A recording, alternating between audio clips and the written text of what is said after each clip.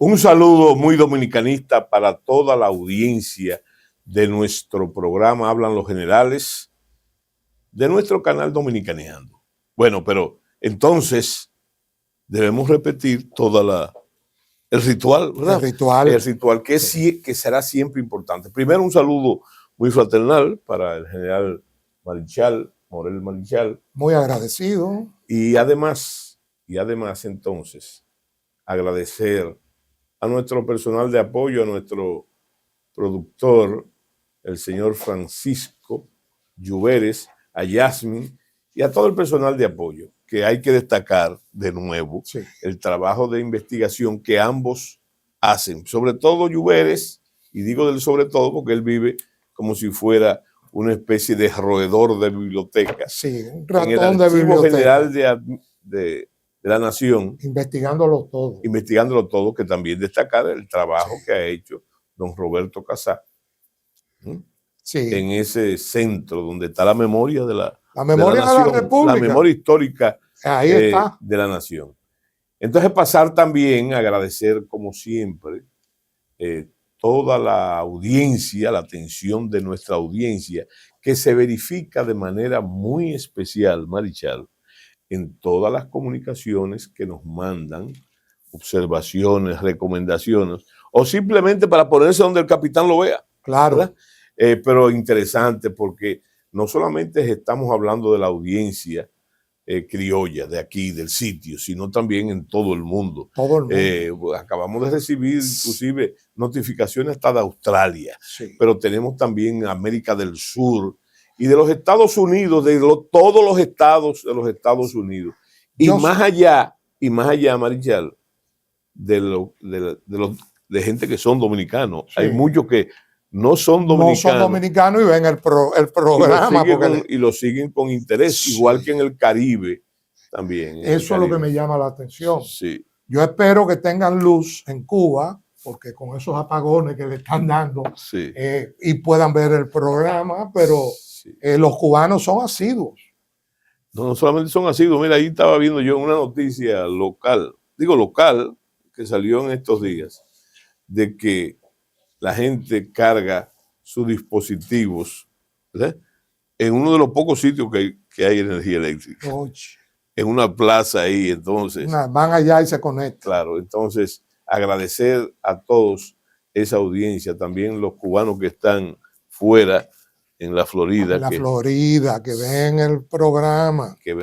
Y entonces, eso para nosotros es muy importante. Claro. Decía yo que hay un programa nuestro que está próximo a salir, que recoge no solamente las notificaciones de audiencia, sino las sugerencias y otras muchas inquietudes de cosas que ellos quieren que van a ser complacidos. Que van a ser complacidos por la sencilla razón, y en muchos casos están siendo complacidos en la cotidianidad por nosotros, pero cosas que yo creo que contribuyen sin concesiones, contribuyen al esclarecimiento de los temas. Por ejemplo, yo pienso que es un deber nuestro, como lo hemos estado haciendo, responder las preguntas que hacen. Claro que sí. En la audiencia, porque eso es muy importante. Bueno, y entonces, yo creo que el tema de hoy es un tema importante. Es un tema importante, Marichal. ¿Tú sabes por qué? Muy importante. Porque aparte de las investigaciones que nosotros hemos hecho, que nos llegaron a nosotros por segunda mano, es un tema que nosotros vivimos. Fuimos actores. Sí, fuimos actores, ¿verdad? Sí. Bueno, lo digo porque hay gente que cuestiona cosas como si nosotros hubiésemos sido actores. Actores y no lo fuimos. No lo fuimos. Consideren la edad, señores. Sí, y eran niños. Sí, éramos niños. Éramos niños cuando pasaban esas cosas. Y en algunos casos no habíamos nacido. Sí.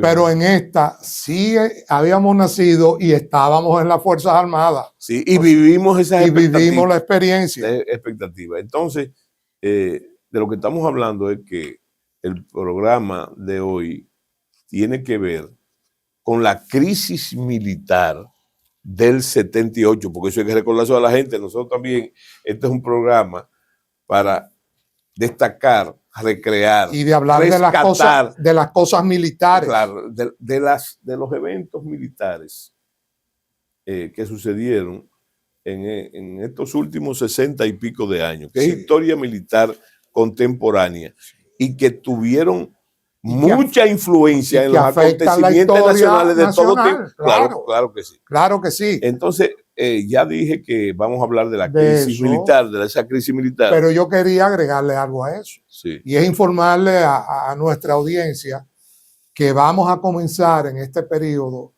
va a ser prácticamente todo de asuntos militares, por lo menos mientras tanto, varios programas de asuntos militares que a ustedes les gusta, todos lo sabemos.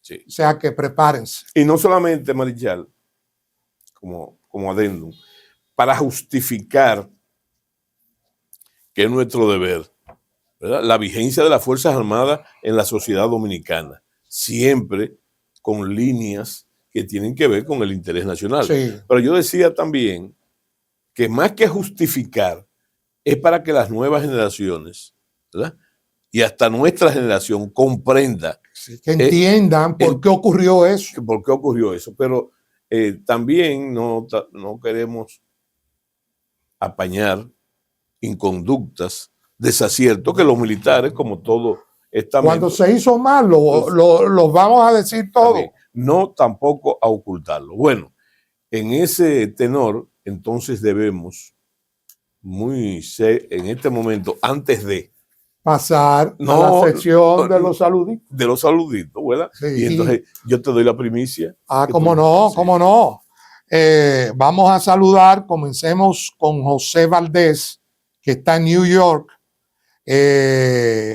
con Ruperto, que está en Puerto Rico, Ruperto Eladio Núñez, Luis Matos, oigan de dónde, de Australia, ya estamos del otro lado del mundo. Nelson Selman, que es un habitué, que es de Santo Domingo, Héctor Núñez, Luis Martínez, Giovanni Esteves, Isaías Galvez y Rolando Cabrera de Denver, Colorado. Mira, Marichal, y no solamente por la lejanía, hay que tomar en cuenta que no solamente está del lado del mundo, sino que Australia está considerado como un continente. Un continente. Entonces, ese continente, eso quiere decir que era el que nos faltaba. Sí, que estamos infiriendo que ese continente también. Era el continente que nos faltaba. Bueno, entonces, de mi parte, quiero destacar la salutación, con una salutación, vuelvo y repito, muy dominicanista, Aristimarte, Rafael Muñoz, Carlos Félix, Gilberto Sosa, José Polanco, Manuel Ortiz de Atlantic City, José Rodríguez, Ángel Cordero, José Núñez de Carolina del Sur y Francisco Esteves de Allentown, ¿verdad? Bueno, un saludo muy especial para él. Bueno, entonces viene la obligada introducción. Sí, la obligada introducción del tema. De hecho, en este caso, tanto por la vivencia, sobre todo, que ambos tuvimos de este acontecimiento, de esta crisis militar, que requiere de algo que a ti no te gusta mucho, que es una introducción. Yo espero pero no es que a ti no te guste la introducción, de una introducción demasiado larga. No, exacto. Pero porque el tema es apasionante y nos faltaría tiempo. Bueno, pero fíjate un detalle, que yo creo que hay que comenzar por donde se comienza. Por el principio. Sí, porque mira, hay que verificar lo sucedido, de cómo llegamos a un mando militar, políticamente muy bien establecido, ¿verdad? Y entonces decir lo que tú has dicho muchas veces, que no se puede hablar del mando militar como un todo. No. Que debiera ser como un todo, ¿verdad? En una institución como la que nosotros pertenecimos. Pero ¿qué estaba pasando ahí? Yo creo que lo primero que se me ocurre es citar al mismo doctor Balaguer, que es el epicentro de la crisis. De la crisis. Y lo que había pasado anteriormente. Porque hay eventos que hay que estudiar, que ya estudiamos en un programa aquí. Hemos hablado muchísimo de la sobre renuncia del mando militar. Del mando militar. Que eso ocurrió, señores, en los 12 años. Hablamos de la salida del doctor Balaguer cuando era presidente del Consejo de Estado, cómo salió. Y las raíces. ¿Recuerdan lo que yo siempre repito como si fuera un fonógrafo? El asunto aquel de que los militares, aún en esos casos donde había, antes de Balaguer y después de Balaguer, despotismo, los militares nunca trazan la política, son un instrumento de ellos. Claro. Y la línea que tanto se cuida desde el punto de vista constitucional es que los militares no infieran directamente en esos asuntos, pero hay que estudiar los siguientes fenómenos.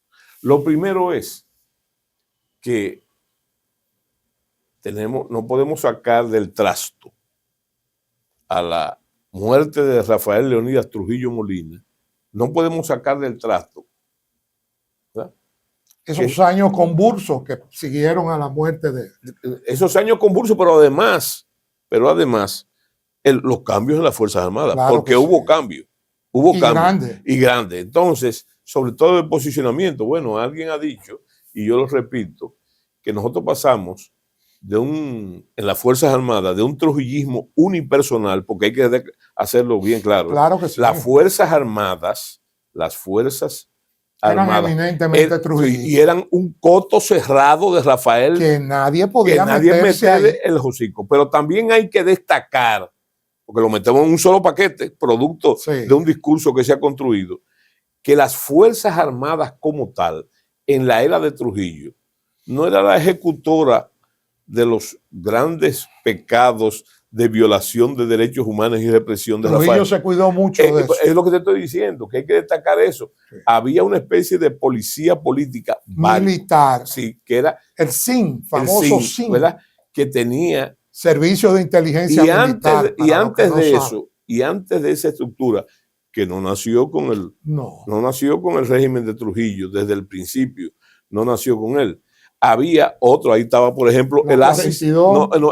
Bueno, qué bueno que mencione eso, sí, porque la 42 fue la primera. Fue la primera, y después entonces, en las mismas Fuerzas Armadas, que hay que hacer la diferenciación, una cosa era el servicio de inteligencia militar y otro era el ASIS. Sí, que se puede hacer una comparación muy cuesta arriba con respecto, no cuesta arriba, algo descabellada, que es lo que hoy es el J2, el ASIS, porque pertenecía a la Secretaría de las Fuerzas Armadas. Pero lo importante es eso, lo que tú has dicho. Y lo que yo repito también, y soy recurrente, no podemos entonces achacar todos los desmanes del uso desproporcionado de la fuerza para el sostenimiento político a las Fuerzas Armadas, ¿verdad? Trujillo deslindó muy bien esos campos. Sí. Impedía que los guardias se vieran liados a asuntos políticos. Bueno, él castigaba duramente eso. E inclusive hay una vivencia que hay que mencionar, que fue cuando la matanza de los haitianos. Que él no usó militares. Unos militares especialistas que había. Pero espérate, que cuando esos militares con el que se inició el mal llamado corte, ¿verdad? En un momento dado, Trujillo, creo que estaba en Puerto Plata, se inició él estando en Montecristi, pero estando en Puerto Plata, mandó a que parara totalmente la participación de los guardias, porque según él, con el asunto, cogiendo el gusto, se enviciaban. Entonces pasaron a los presos de confianza, etcétera, etcétera. En ese acto, y gente ducho en ese arte de los puñales en ese arte abominable. Por eso Trujillo, cuando es cuestionado en el extranjero, ¿verdad?, con una ironía sardónica totalmente, le dice, no, esos son dificultades típicas de las fronteras, ¿verdad? Como le pasó a los Estados Unidos, como le pasó con México, ¿verdad? En ese hecho, porque no hubo una participación de las Fuerzas Armadas. Bueno, pero en ese detalle, entonces, citar lo que yo dije del doctor Balaguer. Sí. Que el doctor Balaguer textualmente, en su último discurso político como candidato, en San Cristóbal precisamente, en San Cristóbal, Balaguer dice que reconocía los excesos cometidos en los 12 años, pero que había que comprender que él gobernó con una fuerza fundamentalmente trujillista, que yo... Eso fue una respuesta muy política. Muy política, pero también pero hay que hacer una cosa. Porque él sabe que la guerra sucia se libró con un motivo político profundo. Claro. No, y con una guerra. Fue eliminar la izquierda. Y se eliminó. No, y no solamente eso. Claro. Con una guerra declarada. Declarada. Fueron ellos que la declararon. Claro. Dijeron, en varias ocasiones la declararon, ¿verdad? Guerra contra las Fuerzas Armadas. Sí. Bueno, guerra. El doctor Balaguer salió con otra de las de él, que cuando eso se hizo, creo que en el periódico El Nacional. En El Nacional fue abiertamente participó el MPD. El MPD declaró por Maximiliano Gómez. Entonces los periodistas fueron donde Balaguer en el Palacio. Sí, y le dijeron, ¿qué opina usted de esa guerra que le ha declarado armada? De esa guerra armada. De esa guerra popular, ¿verdad? Y Balaguer le respondió. Interesante, para que tú veas hasta dónde llega la astucia de Balaguer.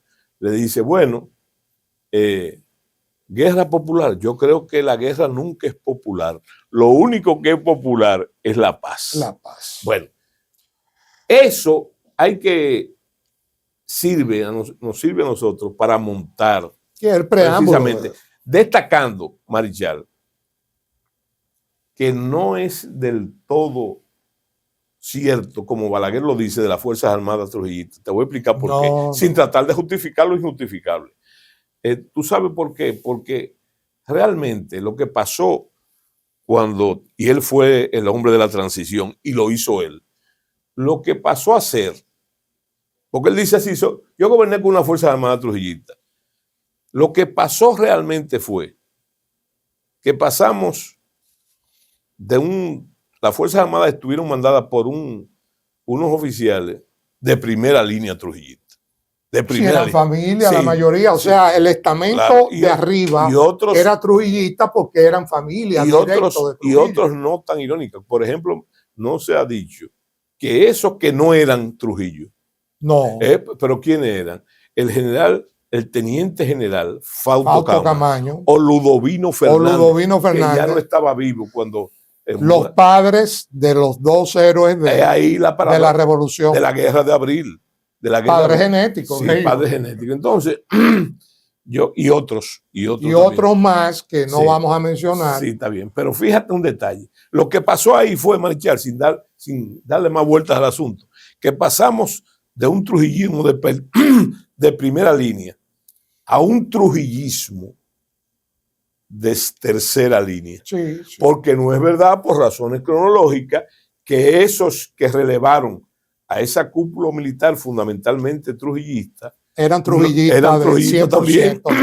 Vivieron el régimen, lo vivieron, pero no eran trujillistas. No, funcionales, pero eran trujillistas, porque se formaron en el trujillismo. Y hay que decir que producto de esa salida abrupta de los trujillistas, oficiales trujillistas, todo de alto rango, de primera línea, ocurrió un vacío en el mando de las Fuerzas Armadas que obligó al gobierno de turno, que fue el Consejo de Estado, a comenzar a ascender oficiales sin el tiempo requerido, y hubo ascensos, 3 ascensos de un oficial en un año. Imagínense ustedes. Por eso fue que nosotros en programas anteriores de capitanes pasaron a coroneles. Y hasta generales. Cosa que provocó. Esa es la verdadera causa de la guerra de abril. Sí, porque eran coroneles de insignia, pero en su mente eran capitanes. Yo digo en mi libro Los motivos del machete, que es una recreación de la historia dominicana desde un punto de vista cuartelario, como lo llamó el finado, lamentablemente, un gran amigo, muy dominicanista, Federico Enrique Gratero. Bueno, pero ¿qué pasó entonces? Lo que estamos diciendo te indica a ti, por ejemplo, que el gobierno de la Unión Cívica, el Consejo de Estado, el Consejo de Estado, no pudo consolidar un liderazgo militar de ninguna forma. Porque ellos eran enemigos de ese liderazgo militar que estaba ahí. Claro, entonces... Oigan eso. Sí, entonces se puede decir, ¿verdad?, sin hacer acusaciones, que no supieron manejar. No, hombre, ¿qué iban a saber? El tema militar. Si los militares no sabían, ellos menos. Sí, entonces yo lo que te quiero decir es que ahí vienen las otras agravantes, vamos a llamarlo así. Porque todo el mundo habla, y es así, de que lo que pasó en el 78, cuando estamos hablando del 78, estamos hablando de la alternabilidad política. Las elecciones del 78, sí, en que entre ganó PRD y Reformista. Que ganó las elecciones. El PRD. El PRD, pero, señores. Hubo un trance. Un trance, y de eso que estamos hablando. Un trance importante. De eso que vamos a hablar. Y estamos hablando de las razones de ese trance. ¿Cuál es la razón? En efecto, ese era un mando militar muy politizado. Ahora, hay que saber politizado por qué. ¿Por qué? ¿Por qué? ¿Por qué estaba politizado? Había varias razones. Entre ellas una neopatrimonialista, producto del proceso. Primero, por lo que hemos hablado hasta ahora, de cómo se maduraron esos mandos con carburo, ¿verdad? Sí. Con carburo. Inclusive muchos de los actores principales eran capitanes y mayores, lo máximo tenientes coroneles, cuando la muerte de Rafael Leónidas Trujillo Molina. Y decirles también que hubo otra cosa que Balaguer manejó, naturalmente, en su propósito político como magistralmente, sobre todo después de la reunión famosa de Punta del Este con el presidente Johnson, ¿verdad?, que donde se inició lo que se llamó la guerra preventiva, guerra especial, que es una doctrina que tú y yo conocemos muy bien del general Maxwell Taylor.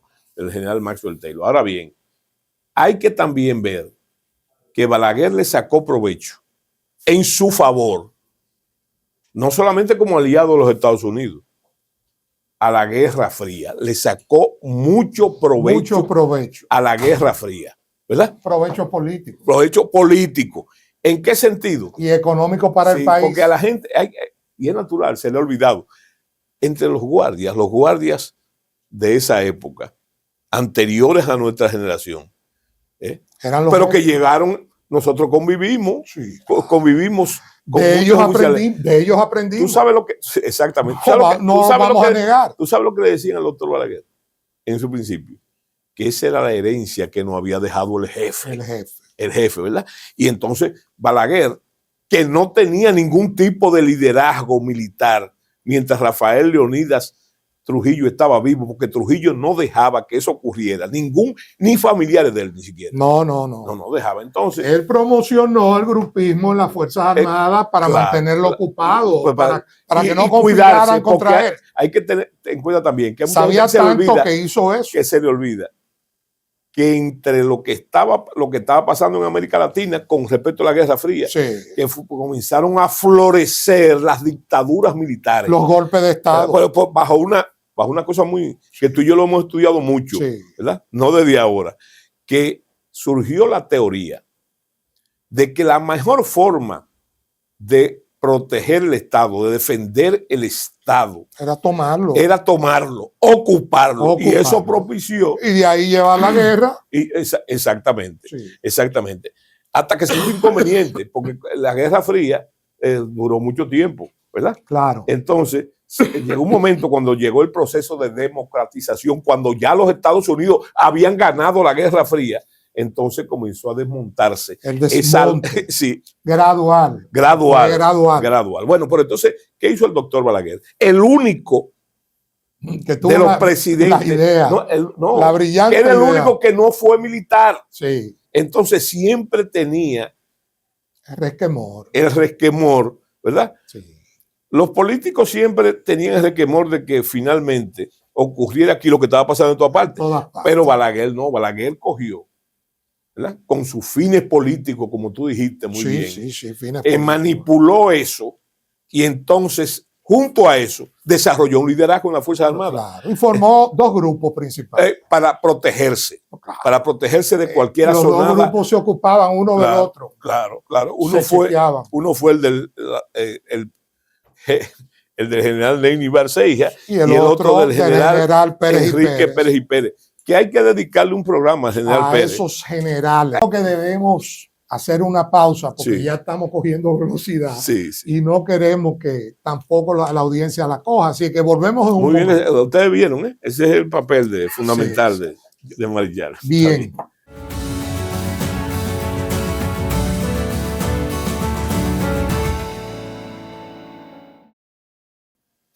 Bueno, y de vuelta aquí, vamos a continuar donde lo dejamos.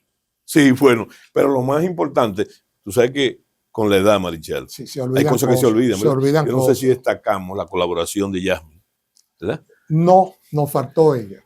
Bueno. No podemos olvidar. No podemos olvidarlo. No, claro. Súper asistente. Sí, súper asistente, pero súper asistente. Eso es supervisora. Yo le llamaría hiperactiva. Sí. Hiperactiva. Siempre se está fijando en todo. En todo. Bueno, entonces, lo más importante, Marichal, que yo veo, estamos desarrollando los antecedentes de esto, ¿verdad? De la crisis.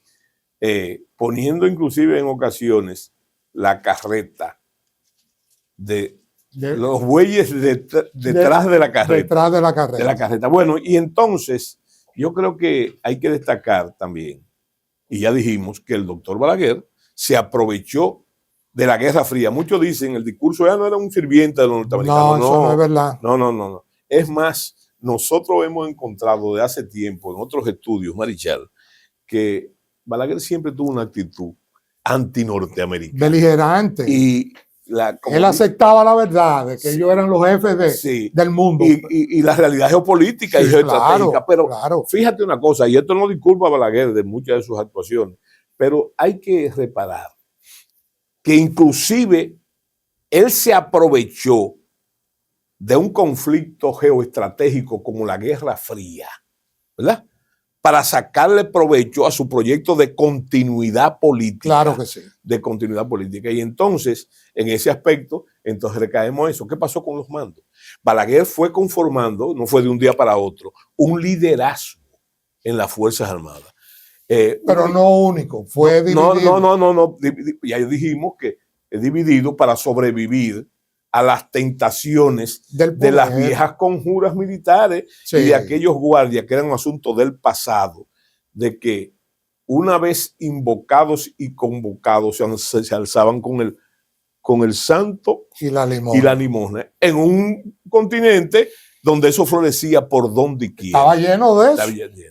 En nosotros, de una forma más primitiva, porque te voy a decir una cosa, los gobiernos militares tienen sus raíces mucho antes de la Guerra Fría, claro. Y se debió paradójicamente al desarrollo institucional. Desbordaron las Fuerzas Armadas en Sudamérica, desbordaron. Se le fueron adelante a la clase política. Y entonces, eso fue lo que pasó. También cuando llegó la Guerra Fría y era la impronta de la hora, entonces lo usaron.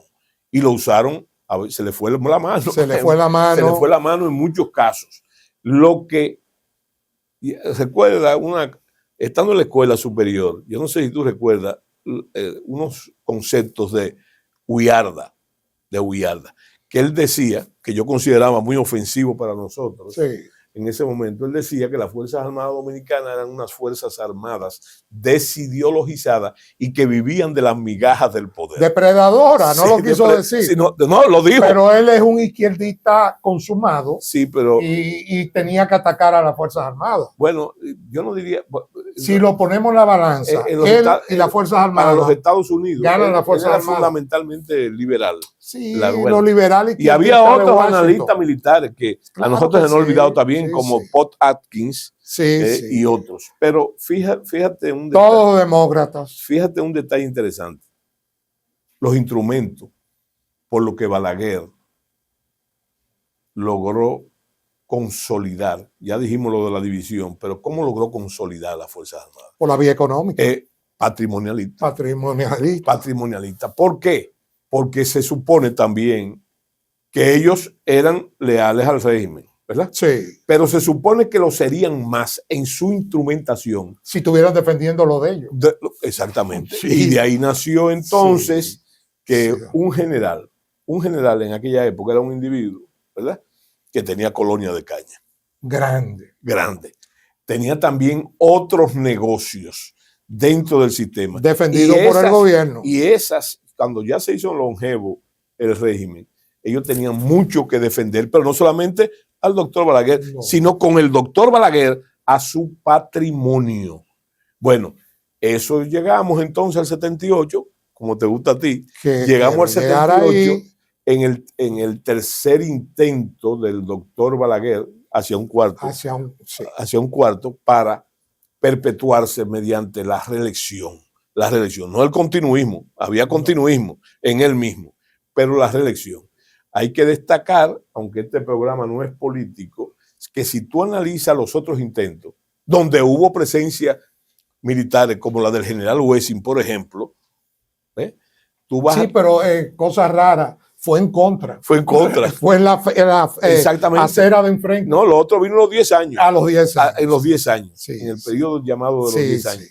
Pero yo lo que te digo es que habría que estudiar por qué fracasó el 74, el famoso acuerdo de Santiago. Que no se puso de acuerdo. Que no se puso de acuerdo. Y ahí ganó el doctor Balaguer. Sí, porque ahí había gente, solo. Había gente del MPD, del PQD y de muchísimos otros partidos. Un sancocho de bueno, pero hay que decir que la alternabilidad, yo tengo una idea muy clara, Marichal, yo creo que la Guerra Fría en la República Dominicana terminó militarmente en el 73 con la expedición de Camacho. Sí, ahí acabó. Y políticamente con la alternabilidad de los mandos en 1978. Sí. ¿Verdad?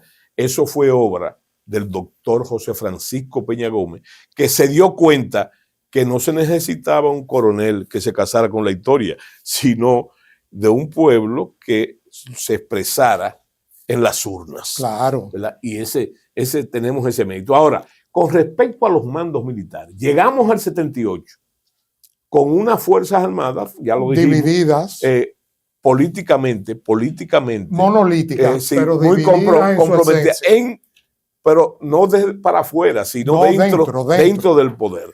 Entonces, resulta que hay que destacar, y es la vivencia de nosotros, de que paradójicamente, además de las presiones internacionales, de lo que también debemos mencionar dentro de la crisis, el doctor Balaguer, con su experiencia política, se da cuenta de que había que reconocer el triunfo del PRD. A despecho sí, de los mandos militares. De los mandos militares. Entonces, que le decían que siguiera. No solamente pero eso tiene una razón. No, que trataron de presionarlo para que hiciera lo que ellos querían que se hiciera. Sí. Y de ahí vino una ruptura con todo el mando militar que se especificaría después, que se verificaría después en los 10 años. Sí. Que esa gente ya había salido, no porque habían salido por su propio, porque hay que reconocer, y ahí viene el fenómeno que tú dices. Que habían sido mal sacados, vamos a estar claros.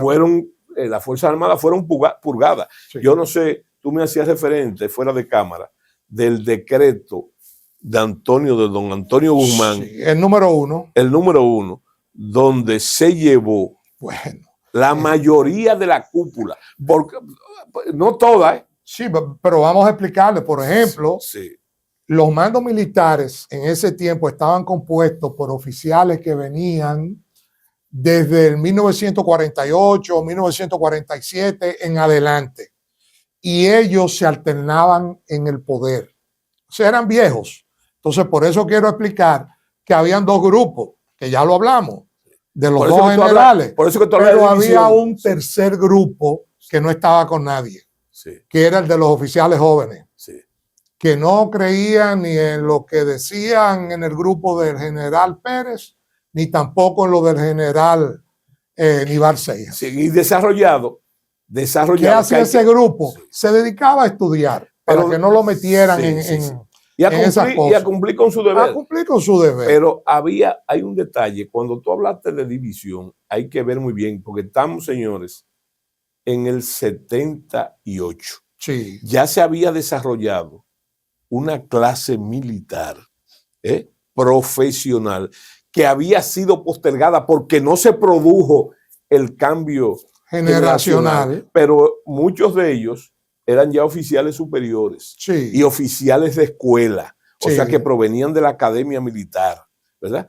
Sí, todos casi provenían de ahí. Sí, pero hay un detalle que hay que señalar, interesante, que muchos de los desplazados, ¿verdad?, en el gobierno, en el cambio, eran también, aunque altamente politizados, oficiales de escuela. De escuela. De academia. Buenos instructores. Buenos instructores. Tenemos el caso, para mencionar uno, el general Pérez y Pérez era aunque venía en principio de los alistados, fue alistado, famoso, el de la 28 compañía. De la 28. Bueno, el general Huesi también era de escuela y había muchos oficiales de esa cúpula. Casi todos. Eran académicos también, ¿verdad? Había otro grupo que no lo era, ¿verdad? Y que por lo tanto entendió la politización de una forma más arraigada, ¿verdad? Más violenta. Más violenta, pero ese fue el trabajo de ese cambio. Ahora, la crisis que se produjo, que nosotros vivimos, que es lo que tenemos que explicar que nosotros vivimos, era interesante. Por ejemplo, esa división que tú hablas, que yo lo vi yo, circunstancialmente lo vi, en compañía de otros oficiales como yo, entremetidos en el proceso, para ver lo que estaba pasando. Los intrusos. Porque hubo una gran desorientación. Señores, que tenemos que explicar. Pasar 12 años diciéndole que el doctor Balaguer era nuestro padre, que era el discurso de los jefes militares. Nuestro salvador. Nuestro salvador. Entonces, señores, de un momento a otro, ahí está la expectativa del cambio, del famoso cambio sin violencia que se preconizó tanto. Pero bueno, pero nosotros estamos hablando paramilitares, o sea, para esos oficiales que estaban en ese tiempo en las Fuerzas Armadas. Vamos a bajar el nivel y vamos a hablarle a los civiles. No, vamos a hablar. Para que nos entiendan. Nosotros no estamos hablando paramilitares. Ellos están incluidos también. Nosotros estamos hablando del pueblo llano, de la gente que vivió, muchos de ellos vivieron un proceso, no las nuevas generaciones, que no fue así. Ahora, ¿qué fue a lo que yo me estoy refiriendo? Que me estoy refiriendo. Que no simplemente fue una purga lo que pasó de esa clase militar sumamente politizada, pero también con arraigo, hay que decirlo. Claro. Muchos de ellos eran líderes de la fuerza. Y no es lo mismo pasarte 12 años diciendo eso que yo te decía, ese discurso de adhesión al doctor Balaguer, que de un momento cambió. Ahora, ¿cuál fue la actitud? Yo, por ejemplo, vi, cuando tú me cortaste, lo vi, que esa división a la que tú te referías del general Pérez y el general Aníbal Seija, en el momento de la crisis, para tomarle el pulso de la crisis, señores, yo lo vi no solamente abrazados, estaban unidos. Se unieron, pero se unieron ceremonialmente para hacerle. Bueno, en esa época muchos pensaron que se podía producir, inclusive sacando al doctor Balaguer, un golpe de Estado en base a eso. Y se unieron. Es más, se hizo un acto en la Secretaría de las Fuerzas Armadas de confraternización en el Club Militar, no sé si lo recuerdo, donde se unieron todos, porque no solamente los dos polos del problema, sino sus adherentes, la gente que lo seguía. Que eran los comandantes de todas las unidades. Y el signo era cerrarle el paso al PRD. Ahora bien, importante señalar que tú no lo viviste, pero yo sí. La actitud del doctor Balaguer, yo la vi físicamente. Sí. Lo primero, destacar la sangre fría. Cuando el día ya de que eran obvios los resultados, y antes, el doctor Balaguer siguió su vida totalmente normal. Cuando el almirante a tal grado, no, espérate, que lo vi yo también eso. Sí. ¿Qué sucedió? Que el doctor Balaguer siguió haciendo su vida normal con una frialdad absoluta. las hermanas y todo el mundo muy inquieta con lo que estaba pasando, y él nada, con su sangre fría, con su sangre fría. Y entonces, para romper esa actitud del doctor Balaguer, llegó el almirante Rivera Caminera a la casa de Balaguer con una orquesta, ¿verdad? Diciendo que no se había perdido. Que había que celebrar. Claro. Y eso pasó también en la Policía Nacional, en la policía. Sí. Y pasó en todas partes, ¿verdad? Y el doctor Balaguer. Menos en la Fuerza Aérea. Es decir, el doctor Balaguer permaneció en ausencia. Recuérdate que el embajador americano fue a mediar en la crisis y el doctor Balaguer no lo recibió. No lo recibió. Y eso lo dejó esperando, ¿verdad? Es más, políticamente el doctor Balaguer se frizó. Recordemos que lo que estaban en los mandos no era precisamente las cabezas de aquel grupo de generales, ¿verdad?, que había renunciado. No, era el general Bochán Javier, ¿verdad? En la Fuerza Aérea era Delgado. Malagón Montesano, ¿verdad? No, había sido sustituido un mes antes por el general Lluvere Montá, por Chinino. Sí, bueno. Un mes antes de las elecciones. Yo lo que le quiero decir es que el doctor Balaguer, que sabía lo que el desconocimiento a la voluntad popular, que espérate, hubo otra crisis que no hemos mencionado, anteriores a la declaración oficial de los resultados, que fue lo que pasó en la Junta Central Electoral. El apagón. El apagón, ¿verdad? Y se suspendió el conteo. Se suspendió el conteo. Todo eso, parte de la crisis militar, no política, de la crisis militar. Es más, lo que vino después, inmediatamente después, que fue lo que mucha gente, y donde tomó una participación importante de Vincho Castillo con el asunto del casetazo, cuando ya se estaban debatiendo inclusive y se acondicionaron, ¿verdad?, los senadores que iban a entregar, claro. Pero todo eso. También yo fui testigo de que Vincho no se apareció allá. A Vincho lo fueron a buscar como el gurú, ¿verdad? Venga y resuelva esto. ¿Por quién? Por los mandos militares. Sí. Por los mandos militares. Que lo consideraban a él el más potable. El más potable. Entonces, todo lo que pasó después, dentro de la línea del doctor Balaguer, porque el doctor Balaguer llegó un momento en que su actitud y su orden era el respeto a la voluntad popular. Yo recuerdo inclusive que en una ocasión una de las hermanas fue a quejarse donde él de lo que estaba pasando, que qué íbamos a hacer, y el doctor Balaguer le dijo: el que ganó.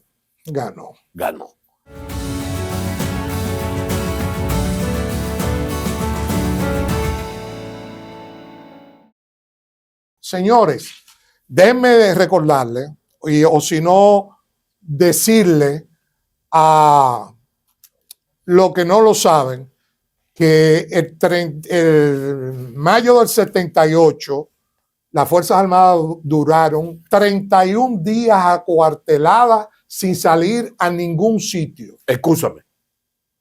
31 días. 31 días. Que fue lo mismo, exactamente lo mismo. 31 días, algo más de un mes, en los meses que son de 30 días. Óyeme, que lo que duraron acuartelada en el 1990. Sí. Cuando el problema de la crisis electoral también, 31 días acuartelados. Sí. Sigue. Entonces, ¿qué pasaba? En la Fuerza Aérea, la distinción de los grupos era muy marcada. Estaban el grupo que mandaba en la Fuerza Aérea desde hacía mucho tiempo, del 1948, de ahí, de ese grupo salían los jefes militares, que eran los comandantes generales. Estaban otro grupo que eran coroneles más jóvenes que no tenían acceso y querían mandar y no tenían acceso a eso. Y estaba el grupo de los jóvenes que no se metían en eso y se le importaba todo. Entonces, ahí se comenzó a ver cómo era la división dentro de la Fuerza Aérea. Llegó a un punto donde comenzaron a aparecer que todo el mundo acuartelado, nadie hablaba con nadie, ni nadie hacía referencia política de ningún tipo. Pero, por ejemplo, para que ustedes sepan, comenzaron a aparecer los oficiales con sus armas largas, que andaban con ellas caminando, iban al comedor con sus fusiles, regresaban, llegaban a sus cuarteles.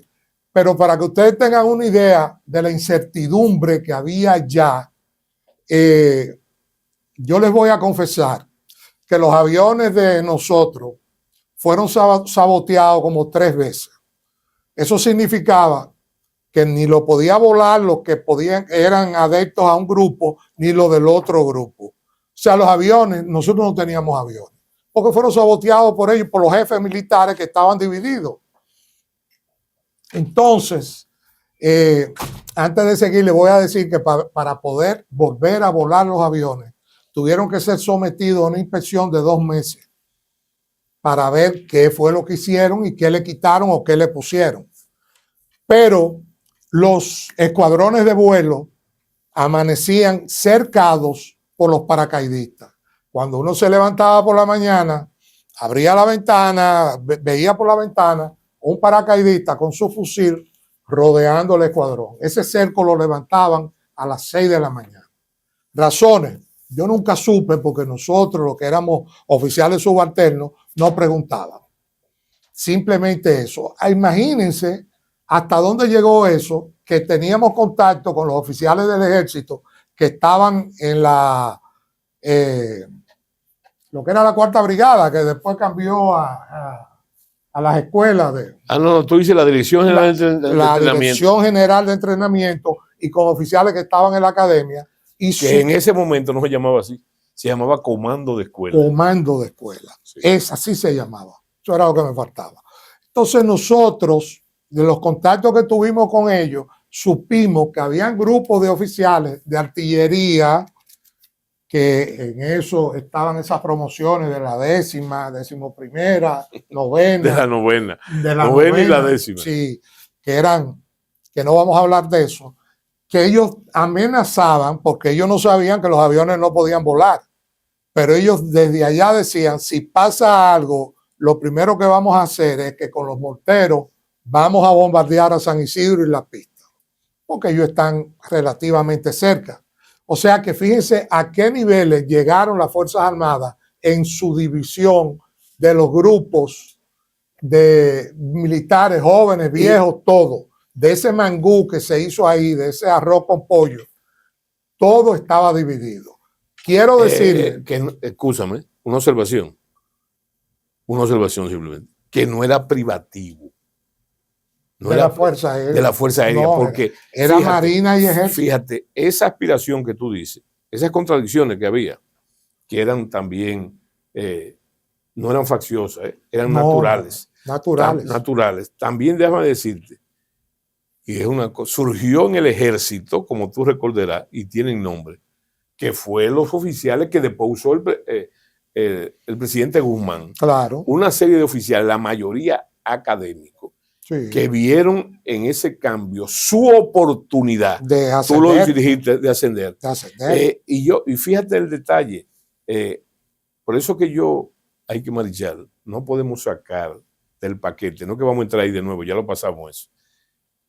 El proceso, esa división de las Fuerzas Armadas, vamos a llamarlo, usar un término médico, hizo metástasis cuando la renuncia de los generales, que posicionó nuevos mandos. Entre ellos, digo para bien y para mal, al proceso. Sí. Porque, por ejemplo, tú vas a ver que así llegó Rivera Caminero, ese que yo te dije, a la Marina. Muchos indicios desde antes de que había en ese momento que colar el café claro, sobre todo en las Fuerzas Armadas. Bueno, nos despedimos con eso.